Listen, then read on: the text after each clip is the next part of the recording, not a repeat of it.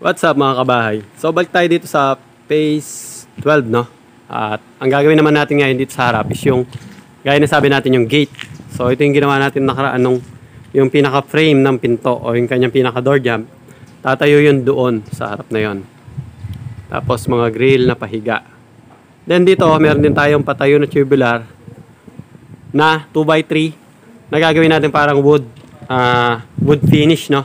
So pakita ko sa inyo. Bali itong dalawang butas na to, diyan tatayo yung ating pinaka frame ng ating pinto dito.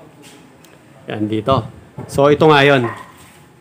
Pakita ko sa inyo yung magiging itsura ng labas. So ito tapos na to. Yung tiles. Ito tapos na rin ito. So ang gagawin na lang dito sa harap ito. Ang gagawin namin ngayon. Tsaka ito. Yan na lang. So bali meron siyang mga grill dito na bakal.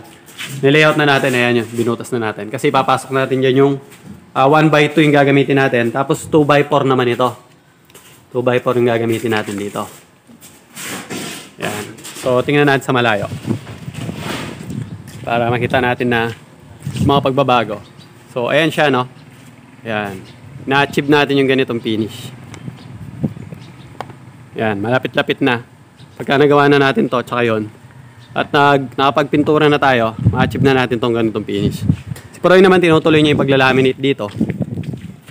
Sa isang cabinet dito sa, yun, yung taas yung aking cabinet. Tinanggal niya na yung mga pinto. Ilalaminate niya rin yun. Then nakabili na nung para doon, yung cherry sa bed. Ilalaminate niya rin yan para matapos na. So may gusto nga pala yung shoutout si Mike. So shoutout mo na sila, Mike. Shoutout nga pala yung mga tropa ko dyan sa Montalban. Sa Tagumpay, sa pabahay na Iglesia. Si Nanske, yung founder namin. Yun. Tsaka si Buddy. Shoutout sa inyo, mga tropa natin dyan. Montalban, Rizal, Mike. Montalban, Rizal. Yun. So, tapos yung sa natin tropa dito, si Rolly, ginagawa niya yung cabinet dun sa ilalim ng tawag dito. Dito sa may lababo, sa may laundry area. Pakita ko sa inyo. Yun. Bali doon, magkakaroon ng mga 6 na pinto dyan. Bali yung ginagawa niya yung hamba. Tapos may 6 na pinto yun. And then pagkatapos, kaya inuuna namin yung gate dito na ma-secure itong, tsaka yung grill, ma-secure itong bahay, no? Kasi makikita nyo, hindi tayo makapag-full blast dito dahil sa dami ng kalat. Sa dami ng materialis pati ito. Lahat yan, pagka na-secure na natin to, ilalabas namin muna dito lahat ng gamit.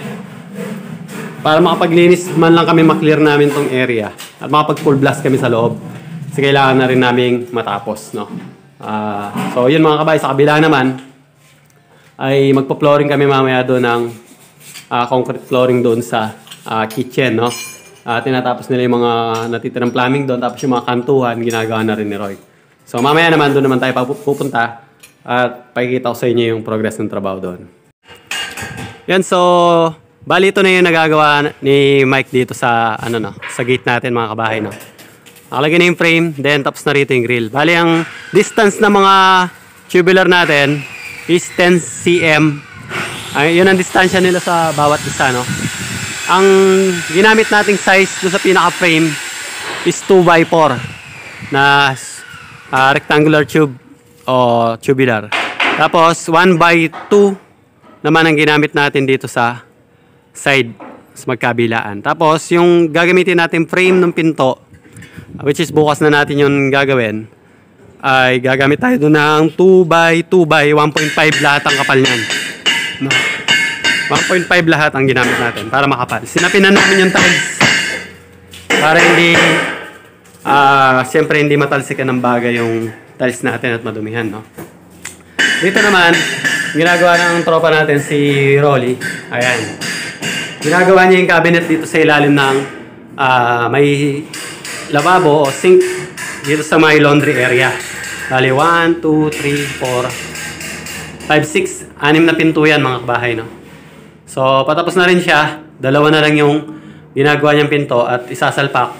At mamaya okay na to. So okay na rin yan. Tapos ako kanina ginagawa namin ni Poroy dito sa kwarto kasi nakabili na sila ma'am nung laminate na kulang. Kaya napagpapatuloy na namin yung paglalaminate Dito nga pala yung ginawa rin ni Rolly dito na cabinet sa taas. Ginawa namin dito. Ayan. Nakalaminate na sa labas. Ayan, no? Saka sa taas. Yan ginawa ni Puroy, no? Bale, yung ginagawa niya na lang yung pinto. Kasi yung loob niyan, pintura na lang gagamitin natin. Painted na lang siya ng white, no? Yun ang gagawin natin dito sa loob. Tapos ako kanina, in-install ko to. Nakikita nyo, itong, yun, no? In-install ko na yung drawer kasi nakabili na kami ng drawer slide. Tingnan nyo mga bahay. Bali, ganyan siya. Dito yung, itong slot na to is para sa grab, hand grab yan. Yun, no? Bali, ganyan siya. Malaki-laki na rin tong drawer. Marami nang ilalagay. Yan. So, balik natin. Yan, bali ganyan siya. As per design na ginagaya natin sa, galing sa from IKEA. Ayan siya, no? Dito, ayan, nagaya naman natin siya, ayan. Yan yung version natin. So, bali ito, yung cherry, ay hindi siya cherry eh. Basta parang wood na may pagka-brownish yata siya. Yun ang laminate nun, itong frame na to, sa aking baba, paikot. Pati mga sidings, hanggang dito sa taas. Tapos itong ibabaw na to, foam na lang yun dyan. Painted na lang yan, tsaka yung loob ng mga cabinet natin, no? Yung headboard natin, okay na rin yan. Then, ano pa ba? Ito rin. Yan, nagawa na to ni Rolly. Parang medicine cabinet dito sa loob. Sa natin. Yan. Bali, ganyan siya. Yan. Tapos, meron pa tayong vanity. Dito, vanity cabinet. Nakapatong yung basin type na lavatory, no? Saan na ba yun? Yun, no? Pinapatungan muna ni Poroy. Yun yung vanity dito. Vanity cabinet yun dyan. Then, ang mga cabinet na gagawin na lang is ito na lang yan. Yung cafe na tayo yan. Saka yung sa storage. Mga open shelves lang naman. And then yung ano na lang, ano pa ba? Yung mga revise dito. Yung mga modified natin tong base cabinet. Paglalagay tayo dyan ng mga spice rack. Modified spice rack. Tapos sa kabila, nagpo-flooring na sila doon. Nagpo-flooring na sila doon sa kitchen area, no? Mamaya, papakita ko sa inyo. Punta natin mamaya doon.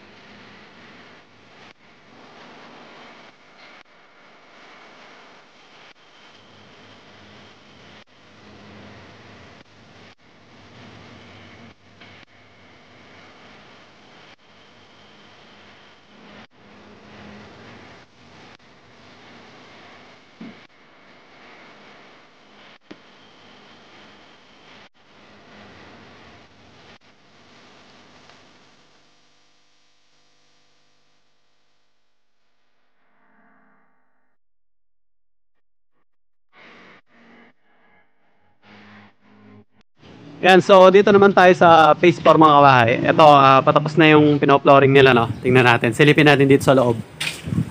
Medyo madilim lang dito kasi nabubungan na. Tapos wala pang ilaw. Di pa nalagyan ni Mark, no? Second dose niya kasi ng rabies. Ano ba yung kasi? COVID. So, pino-flooring na nila dito yung kitchen. Ayos na kasi nila yung mga plumbing, no? Ayan, meron na tayong kompleto na yung mga drain.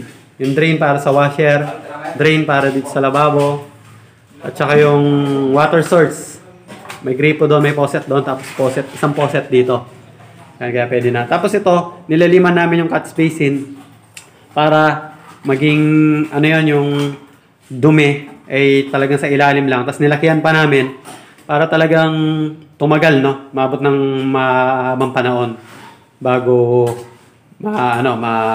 ma-maintenance. Pero kung ano lang naman, nandito kasi yung main drain niya palabas doon. Kung tubig lang naman talaga, ay hindi naman yan basta-basta babara. Pero na lang pag doon na talaga bumara sa main drainage ng subdivision, no? Pero kung dito, medyo malabo kung tubig lang naman, kung di naman talaga napapasukan ng talagang masyadong malalaking dumi, no? Eh, yung mga faucet naman natin, ay yung mga sink naman natin is may mga strainer naman yan. Dito rin tatakbo yung ating downspout. Yun, no? Yung downspout na yung pababa rito. Dalawang 1/8 bend doon. Pumunta na rito yan. Then lahat ng overflow pupunta doon. Nandito kasi yung main drain. Kahit di ko lang mapakita yon, madilim. Wala pang ilaw. Lumabas lahat yan doon. Sa main drainage ng subdivision. Tapos nakanton na rin ni Roy ito. Ayan, o. Yung pinagbasagan. Nakanton niya na rin to. Natitira na lang itong overhead. Matagal kasing magpatayo niyan. Kaya, ayan, pinapatigas niya muna kasi pag binigla mo yung overhead na nagkakanto ka, malalaglag yan. So, sa taas, wala pa rin namang, ganun pa rin. Siguro, wala pa rin ganun pinagbago tulad na dati. Ito, bukas pwede na itong pantayin. Malamang pwede na. Dito, ganun pa rin, no? Bukas, siguro, start ko na yung bed dito.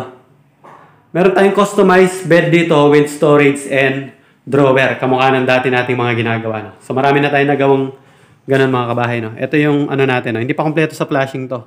Hindi pa nga nakapix yun eh. You know, yung sa likod yung ating nakakap na na flashing gutter.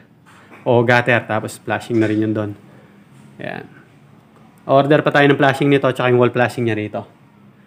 So ano pa bang gagawin? Ito nga yung may ilaw na to. No? Yung pinakita ko na to kahapon. Pakita uli ngayon. Ayan. Ayan, tricolor yan. Yellow, warm white, tsaka white. Tapos dito, siguro itong mga pinto, papakasan na natin bukas. May sasalpak na rito yung pinto. Yun ang gagawin. Kung papasok ayaw ko kung papahinga muna si Mark, no, dahil nga na-vaccine siya. Kung papasok na siya, palalagyan na natin ilaw yung sa baba. Madilim na tapos, tatapusin niya yung 3-way dito. Lagyan mo na siya ng temporary bulb dyan, no? Para lumiwanag naman ang buhay. Then after, pwede na rin palang mag-finish ng ating mga drywall. Pwede nang masilyahan yan. Ito kung mapapansin nyo, pinaiwan ni Ma'am Beng to eh. May plano yata siya rito na parang gusto niyang patungan to ng mga maliliit yata na halaman. Kaya hindi niya pinadiretso kung sarado dito yan. So yan yung flooring. Para dito sa kitchen. Makapal-kapal din siya mga kabahay, no? After nun, tile works na tayo, no? Doon sa CR muna yung mauuna. Tapos, after ng CR is matapos yun, pwede na yung sa flooring. So, naghahalo pa sila dito para matapos yung flooring natin doon mga kabahay, no? So, yun muna mga kabahay, balik tayo ulit sa kabila, sa phase 12, no? Ito naman yung NEMA 3R natin. Yung ating breaker sa sa disconnecting means sa labas. Yun. So balik muna tayo sa phase 12. Natapos na rin ni Mike yung doon, yung framing. Bukas yung mismong gate na lang ang bubuuin natin. At baka bukas matapos na namin yung may salpak na namin, no. Malalagay natin yung hard planks natin doon sa gate. Bili ako ng mga screw. Kasi gustuin ko bukas yun mga kabay para mailagay na natin yung gate natin doon. So, yun na nga mga kabahay, no? Ito na yung nagawa ni Michael dito. Tapos na yung left and right grill dito sa gilid. Sa mga gilid. Tapos, ayan. Almost, bali, ganyan na siya. Kulang na lang yung pinaka main gate niya. Gagamitin natin ng 2x2 na tubular. Tapos yung hardy planks, meron yun na hardy planks, no? Yan mga brace lang yan, pati sa taas para hindi gumalaw. Kasi nilagay namin, yung nakapix na yung pinakataas na yun, yung diretso. Inilagay namin yun para mag-hold. Tapos, binuhusan na namin ng semento sa baba. Ayan, binuhusan namin semento sa baba. Bukas matigas na yan. Para kumapit na matibay na. Matanggal na natin itong brace na nilagay natin. Yung layout namin dito, sinakto namin buo na tiles, nakasandal siya dyan. Para yung susunod na tiles dito, nalatag, sakto nakakat. Isasalpak lang ng pag-ganon mga kabahay, no? So, yun ang discard natin dyan. And then, dito, sa likod, sa may laundry area, natapos na rin ni Rolly yung natin, no? Cabinet, ayan. Yo, 6 na pinto na cabinet. Buksan natin. Bali ganito siya, no? Yan.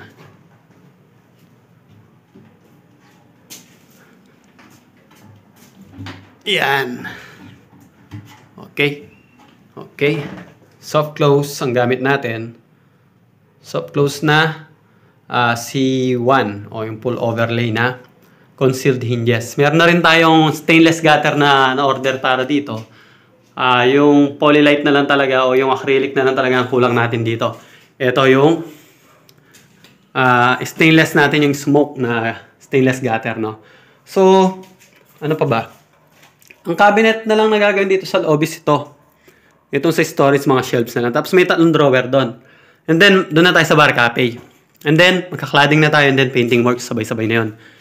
Tapos dito rin, re-remodel na lang yung, ano na dyan, re-remodel na lang yung cabinet sa baba na yan. Meron na mga konting modification na gagawin dyan. At tapos na tayo. Dito naman, ito talaga, dikalag talaga yan, no? Naghihiwalay talaga sila. Ibali yan, i-screw ko lang. Kasi, yung kung sakaling pwede mo siyang i-transfer o transport, pag nakalag mo yun at saka ito, isa-side mo lang ito, may lalabas po ito dun eh. So, pwede siyang ilipat. Dito naman, napakita ko na ito kanina. Yung mga pinto, na-edgingan na ni Puroy. Bukas tatapusin niya na yung back-to-back. Tapos ano pa, ito napakita ko na rin kanina. So, okay na to. Painting na lang to, tsaka yung konting laminate na lang. Okay na yan. Dito na lang laminate niyan, tsaka doon sa harap. So, okay na yan. So, yun mga kabahay, hanggang dito na muna yung vlog natin. Salamat sa panonood. Patuloy nyo supportahan yung channel natin. At patuloy nyo pa subaybayan yung mga series of vlogs pa natin. At malapit-lapit na rin tayo dito. At kailangan na natin magmadali. Siguro, si Kenneth, papasuhin ko sa Wednesday. Kasi si Rolly, ililipat naman natin siya dun sa Phase 4. Dahil may mga cabinet tray din doon. Tsaka yung bed frame with storage ang gagawin nila doon. Dito naman makakatulong ko si Kenneth. Si Kenneth yung naging kasama din natin na karpintero doon sa project natin kay Ma'am May. Sa unang project namin, doon sa Phase 11. Yun yung nakasama natin na gumawa doon ng mga understage storage si Kenneth. No? So, baka sa Wednesday, baka mamaya tawagan ko siya kung available siya. At papasokin natin sa Wednesday para bumilis tayo. Kailangan natin ng reinforcement dito. Tapos si Mike, nagpipintura din yan, nagbabarnes. Si Mark, nagpipintura din yan. Yan, sa si Poroy, pagtutulong-tulungan namin yung mga painting works dito. So, hanggang dito naman yung vlog natin sa araw na ito mga kabayat. Salamat ulit sa panonood.